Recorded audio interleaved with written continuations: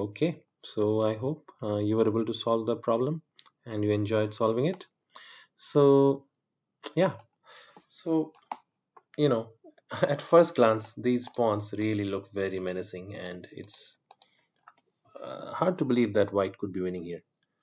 And another thing we can quickly establish is that, uh, pushing this pawn does not do anything because now black, in addition to having these pawns, also has this outside passed pawn, which will just run down the board.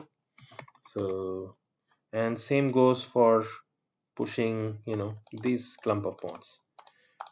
The only move possible is d7 check, whereupon the e7 pawn gets captured and the king controls both the pawns very well, and yeah, white will lose. So that tells us that none of the pawns can be touched. It has to be a king move. Now let's look at the king moves. If let's say king h2, black goes f3. You go king h1, let's say g3, h3, and he just rolls both the pawns forward. And there are some interesting, variations. So let's say now he plays h2, and now you can see the king is stalemated, and white tries to, escape with the stalemate. Check, check, check. Black can accept all the presents, and at the very end, he says, well, I'll not accept the last one. And now, if king to g2, there is a very nice checkmate. Check, and queen check, mate. And if here you take the pawn on b7, then black again wins. So king h2 back here did not work. King f2 kind of works in a similar way. Uh, you know, all the pawns come down, and eventually black is able to sacrifice one of the pawns and make a queen and win.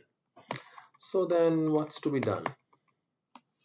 Well, the key move, uh, which I'm sure many of you found, is king to g1.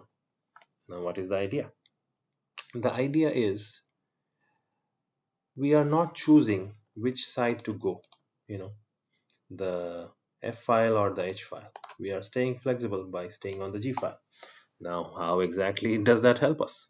Well, let's look. Now black, of course, the king cannot move, has no moves. Black moving his own pawn does not make sense, because then white will capture and white will win, by just promoting the b pawn. So black has to push one of these three kingside pawns. Now let's say he goes h2. Now I think the point is that you go king h3. You move to the side where he pushes the pawn. So if the h pawn moves, you go to the h file. If the f pawn moves, you go to the f file. And now what's the point? Well, if he pushes the f pawn, you go king g3. Now all three pawns are suddenly being controlled. So something like this, take. If here, then here. If here, you do not take and allow a queen, but you come here. And black, eventually will run out of moves with the pawns. And then eventually, he's gonna have to move his b pawn because the king cannot move. Now when he moves the b pawn, what do you think you do? If you take, it is immediately stalemate, so you push a6. So let's say black actually tries b5. b5, you don't take en passant, you take play a6, b4, a7, b3, and mate. So this idea you will see in all the variations. Now we looked at h3. Now let's look at f3. Same concept. Go to f file. Now, well, if the h pawn moves, come here, control all the pawns. If the f pawn moves, sorry, not the f pawn. If the g pawn moves, you take this guy. Again, none of these can move. If g pawn moves, you will capture it. If h pawn moves, you will capture this and then capture this.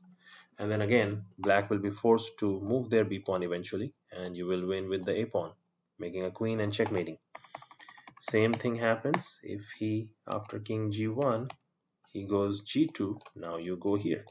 Again, you're controlling all the pawns. No matter what he pushes, you, yeah, you just will, eventually win every single pawn. And yeah, black is forced to go do the same thing all over again and get checkmated. Yeah, so king g1, the key move.